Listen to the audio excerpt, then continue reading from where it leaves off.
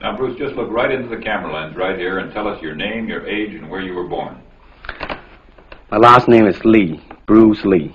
I was born in San Francisco in 1940. I'm 24 right now. And you worked in motion pictures in Hong Kong? Yes, since I was around 6 years old. And when did you leave Hong Kong? 1959, when I was 18. I see. Now look over to me, Bruce, as we talk. I understand you just had a baby boy? Yeah. And you've lost a little sleep over it, have you? 3 nights. And tell the crew what time they shoot the pictures in Hong Kong. Well, it's mostly in the morning because it's kind of noisy in Hong Kong, you know, around 3 million people there. And so every time when they have picture, it's mostly, say, around 12 a.m. to 5 a.m. in the morning. I see. They'd love that there. And you went to college in the United States? Yes. And what did you study? Philosophy. I see. Now, you told me earlier today that karate and jiu-jitsu are not the most powerful of the best forms of Oriental fighting. What is the most powerful of the best form? Well, it's bad to say the best, but in my opinion, I think Kung Fu is pretty good. Would you tell us a little bit about Kung Fu? Well, Kung Fu is originated in China. It is the ancestor of karate and jiu-jitsu. It's more of a complete system, and it's more fluid. By that I mean it's more flowing. There is continuity in movement instead of one movement, two movement, and then stop. Would you look right into the camera lens and explain the principle of the glass of water as it applies to Kung Fu? Well, Kung Fu, the best example would be a glass of water. Why? Because water is the softest substance in the world, but yet it can penetrate the hardest rock or anything, granite, you name it. Water also is insubstantial. By that I mean you cannot grasp hold of it. You cannot punch it and hurt it. So every Kung Fu man is trying to do that, to be soft like water and flexible and adapt itself to the opponent. I see. What's the difference between a Kung Fu punch and a karate punch? Well, a karate punch is like an iron bar, whang.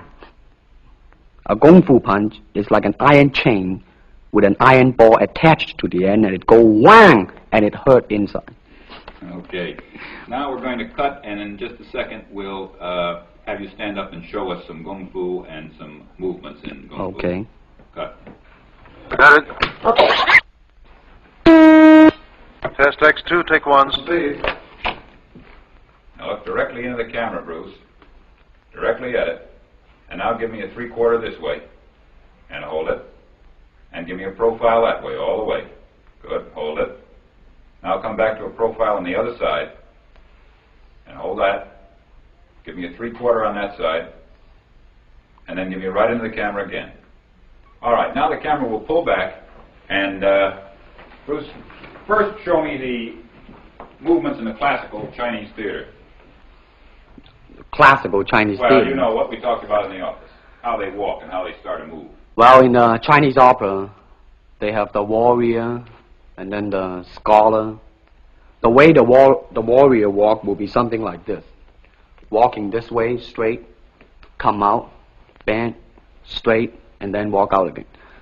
An ordinary scholar would be just like a female, a weakling, 90 pounds in Child Atlas. You'll be just walking, you know, like a girl, real, shoulder up and everything. So by the way they walk, you can immediately tell who they are. Right, what character they represent. Now, show us some Kung Fu movements. Well, it is hard to show it alone, but I will try to do my best. All right, maybe one of the fellows will walk in. You want to walk Yeah, in? it would be... Go ahead. Go ahead. Go ahead. Come on, lady. Okay.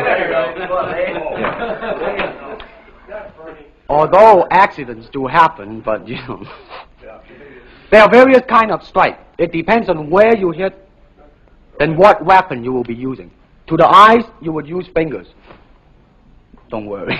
To the eyes. Or straight at the face, from the waist, everything on. Hold it just a minute. Let's move this gentleman around this way so you're doing it more into the camera. Okay, swell. And then there is band arm strike, using the waist again into a back fist.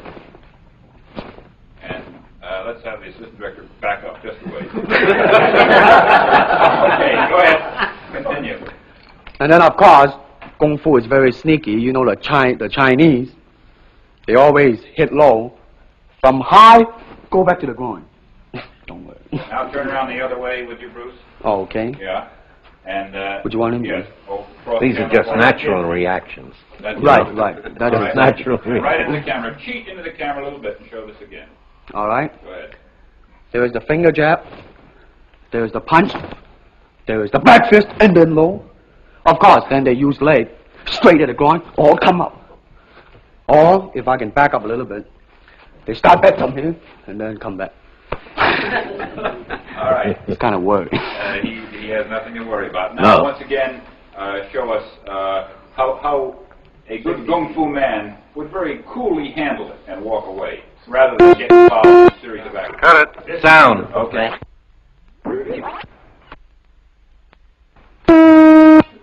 Test X2, take 2. Now, Bruce, so that we can clearly see what you're doing this time, we'll face the fact that there's nobody there. Okay. Show me now the difference between Jiu-Jitsu, which is long and involved, and Kung Fu, which is very quick if you have an opponent. All right, for instance, you will read it in a book, in a magazine and everything, that when somebody grab you, you will first do this, and then this, and then, and then, and then, and then, thousands of steps before you do a single thing. Of course, these kind of magazine would teach you to be feared by your enemies and admired by your friends and everything. See? But in Kung Fu, it always involves a very fast motion. Like, for instance, a guy grabbing your hand. It's not the idea to do so many steps. Step him right on the instep. He'll let go. This is what we mean by simplicity. Same thing in striking and in everything. It has to be based on a very minimum motion so that everything would be directly expressed. One motion, and he's gone. Doing it gracefully, not to go, yelling and jumping all over him, but to do that.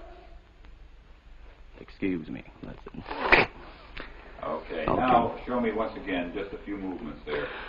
Well, Kung Fu can be practiced alone or with a partner. Practicing alone, they involve forms.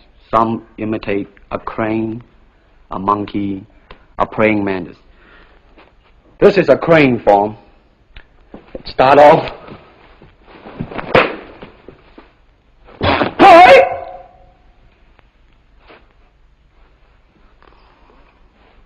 This is one of the movement involved. Show us one more movement, and then we'll be all through. Okay, I'm glad to hear that. They have the tiger that start like a tiger, using claw to claw the face, or the beak of the crane to the eyes move.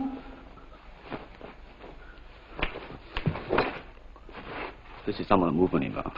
Thank you very much. Thank you very much.